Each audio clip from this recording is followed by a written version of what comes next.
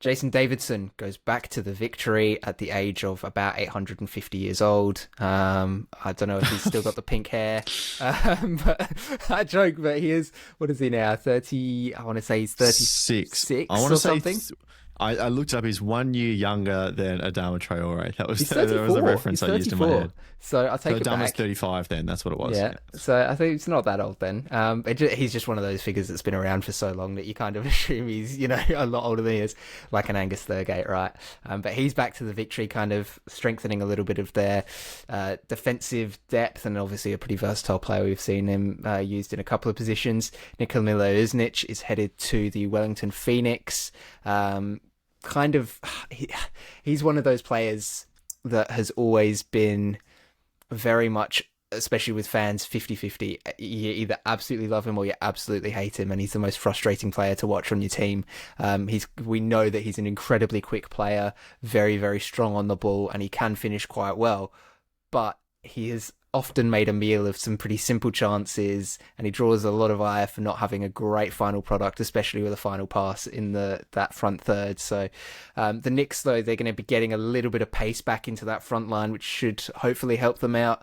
It'll be interesting to see how he's utilised in Chiefy's system this season. And then there's two for the Raw as well from earlier this week. Vrarkus and Valkcanis are both signing for the club. Valkcanis, kind of, yeah, exactly. Who's that? Where have I heard that name before? Obviously, there's drawing a little bit of the Nepo baby tag, I suppose. But he is, a semi-decent footballer, and he's getting this opportunity now in the A-League. I think he's been playing in Greece or something, hasn't he?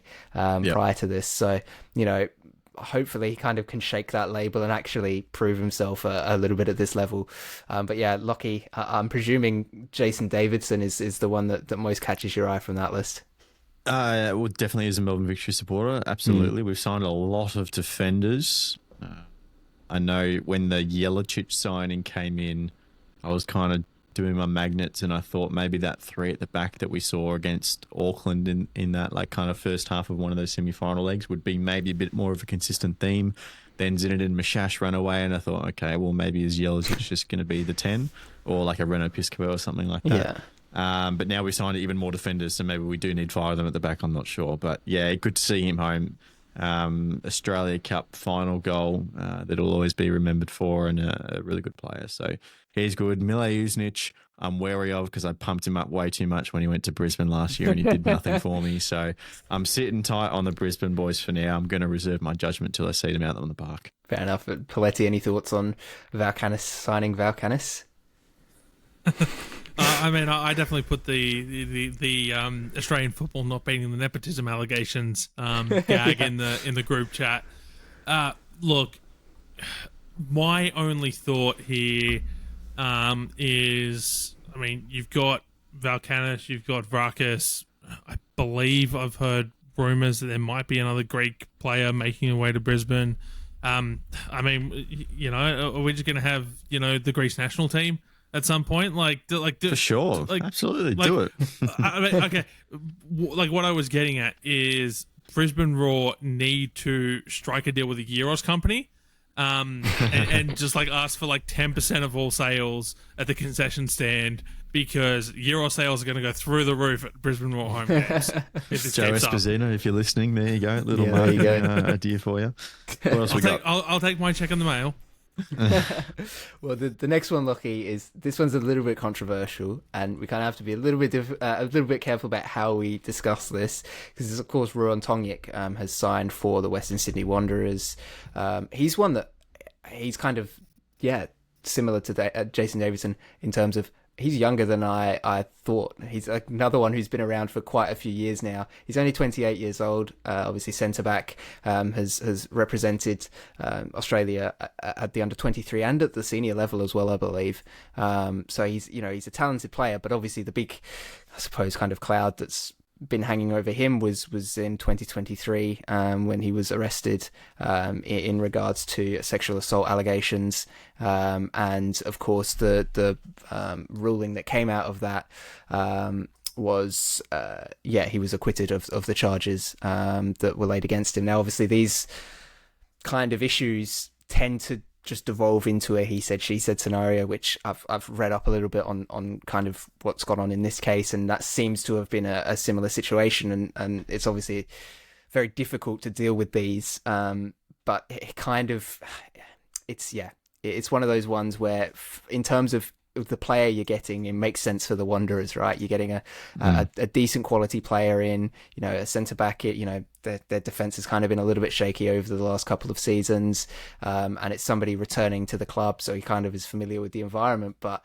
it comes with all of that kind of overriding stigma attached to it. That was a terrible choice when I'm discussing the Wanderers, but it's got this shadow overhanging it of he's been accused of an incredibly serious offence, and okay, yes, he's been acquitted. That doesn't necessarily mean it didn't happen. It's a bit similar to Riku Danzaki pleading guilty doesn't mean that he is admitting fault to absolutely everything. Similarly, being acquitted doesn't mean that it flat out didn't happen. It just meant that it couldn't be proven. So it's a really that's a sticky situation. I think it's best that we just acknowledge it, move on. We let the legal experts deal with that one. I think that's just there's too much. I'll be honest, I wasn't aware of those charges. I know he's played for the Wanderers. I think it's 2 times already, right? He's been on the books, and he's he's been come back for his third stint now. Has 2 Socceroos caps, apparently. But look, he's been acquitted. That's the responsibility of the club to do the right thing. So I think you're right. Good to acknowledge it as well. What else? I think we've got. Are we up to Harrington yet? We are. Yes, we've got a couple of outgoings. 2 A-League players to the MLS. It's kind of another pathway that's opened up in recent years. We're seeing with the Championship, with the Scottish Premiership, now the MLS, sort of the 3 big leagues, the big 3 for the A-League players looking for their overseas break. Harrington and Archie Goodwin. The Goodwin one's kind of been rumoured for a little while now. Technically, all the details are undisclosed as per Adelaide United's release, but we can kind of piece together that it's going to be around about $2 million to head to Charlotte. And with Harrington, he's getting his big break, which, Lockie, I'm a big fan of him as a player. I kind of had my eye on him last season as one of those players at the Brisbane Roar to kind of draw a silver lining from and be able to see his glow up and first team appearances and a chance to make a name for himself. But I also can't help but feel that maybe it's just a little bit early. I believe he's leaving in the January window, so he'll have about half a season. Why? He's got to finish school first. He's still got to go to school. Yeah, so. he's still under 18, right? So presumably it has to do with that. He's turned 18 now. Turned 18. Okay, so it must just be a schooling thing then. Yeah. But it's like what happens if he has a really good first half of the season, absolutely kills it, and you just go, we've missed out on all that value by letting him go early.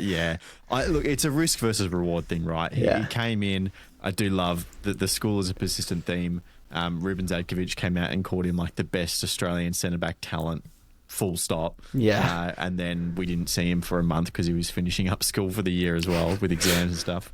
Now school's getting in the way again, but also like you lock in the sale now. It's a club record fee, they have said, undisclosed, but club record. So they're obviously getting good money ahead of whatever they got for Tommy Waddingham. I can't remember if that was released or not, but decent deal. Lock it in now. Don't let him get injured or something, or have a few bad games. Get the fee, because he's definitely come in and impressed a lot straight away.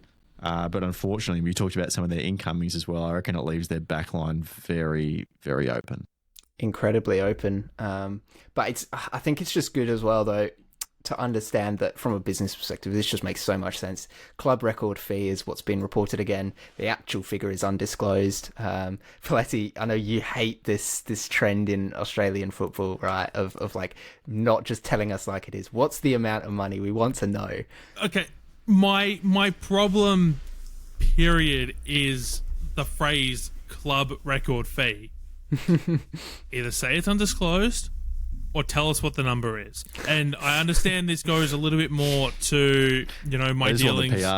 My dealings in women's football, where it's like it seems, and partially because clubs haven't taken advantage of this growing transfer market until now. But like it seems like every press release I see of a women's player is club record fee, but then they don't tell us what it is. And it's like, there's a huge difference between $10,000, $50,000, and $100,000. So and is this including bonuses? Exactly. Just say it's undisclosed or tell us what the deal is.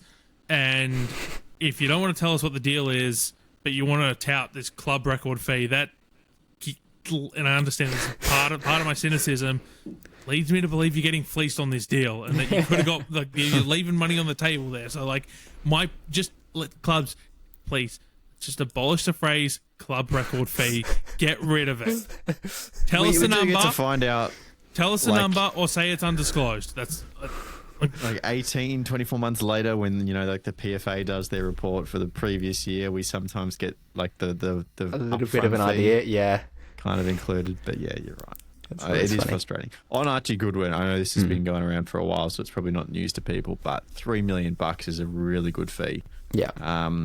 It's like Ariath Piol on steroids, right? Like, 100%. Archie Goodwin had a reputation, but when he left the Jets to go to Adelaide, he was a kid with promise that got injured a lot. Well, I think I even made a joke in the group chat saying, "What's the odds on him getting injured walking from his car to the training ground on the first day of training?" Like, there you go. It just has that reputation. He does, but he put what was he, like 45 minutes short of almost a complete home and away season without an injury when he did that hamstring. So good on him. He had a very good campaign, and that makes three of them now: Waddingham, Botic, and Archie Goodwin in terms of three really promising young Australian strikers now getting moves from last year's A-League season. Mm-hmm. Well, and Zach Sapsford as well, who's kind of there you go, got himself already a good following at Dundee. So started it's certainly hot as well. Zach Sapsford. It's been an incredible couple of years for Australian attackers for sure. And just to Adelaide fans as well that are listening, because I know that this is obviously an incredibly frustrating thing to see all these players departing. Robbie Cornthwaite did report today that Ernest Faber is in Europe, as he said he would be, and actually is not just there to scout, but is there to actually finalise some deals with some players, and the first signing should be expected to be announced in the next couple of days. So the only rumour that we've seen so far is Eloy Room, 36-year-old goalkeeper, but there seems to be a strong inclination that they will be strengthening, or at least have plans to strengthen every single line in this team. So defence, midfield and attack, as well as goalkeeper. So just keep your eyes and ears peeled for those ones. They'll be rocking up in the next few weeks. And I'm just going to finish off now with a couple of defensive signings or rumours of signings that are coming through now for A-League clubs as well. Macarthur are continuing their kind of, I hate saying Moneyball approach because it's not strictly Moneyball. I do it. But Moneyball approach. But signing again, this kind of proven A-League player. This time being Damien De Silva, of course, the former Melbourne Victory defender. He is 37 years old, so he's definitely one of those that's getting on a bit. But just an experienced head. So much quality. Yeah, and so much quality as well, and just sort of the kind of player that Macarthur, like I said, have kind of been targeting, with your Brattons and things like that, getting them in, and Caceres and, those experienced players with a bit of quality that can do their bit parts and really help out the team. It just seems like on paper, Paletti, that the Bulls are, really sticking with these principled, forms of recruitment that they really want to build a good squad, an experienced squad, and we've seen them play well so far in the Cup, so it seems to be working for them. Yeah, and they've also got Matt Yeoman back for another year, so they're clearly eyeing off competing for every trophy in the book here with the squad they're building. As you said, they're going for that experience. My concern is just how heavily they might need to rotate. Right, Damien De Silva's 37 years old. Matt Yeoman's not a spring chicken anymore either. He's been at the club for a couple of years now. You've got Caceres and Bratton, yes, granted, off the back of Socceroos call-ups, in the last 18 months or so, but they're not exactly young anymore either. You have this the Korean striker whose name I do not remember is on the wrong side of 30 as well. So the squad is an aging squad, but so my only concern is how much rotation might need to place, particularly as we get into the dregs of summer when they're playing every 3 days. Throughout the ACL2, the heats, all of this, does that impact squad cohesion, continuity, and does trying to get all this experience have a negative impact on the ultimate goal of the club, which is to win trophies? Yeah. Well, it's kind of an opposite approach to what a large number of A-League clubs are now doing, where it's instead of focus on youth, you know, MacArthur are kind of going, well, that means that there's all these experienced players off contract that we can kind of snap up, and, you know, we kind of know what we're getting with them. It's not this unproven product. We don't have to work too hard to develop them. They're already developed for us. Like, yeah, it seems on paper to be definitely an alternative way of recruiting, and just seeing how it pays off for them is going to be interesting. Just on Damian De Silva as well, as you said, he's 37, so he's getting up there. But for Bulls fans, just remember, no more than 3 years ago, he won a victory medal after being transferred in the January window and playing half a season. So I don't care who you are, 3 years does not take you from being able to do that to not being a good standard A-League player.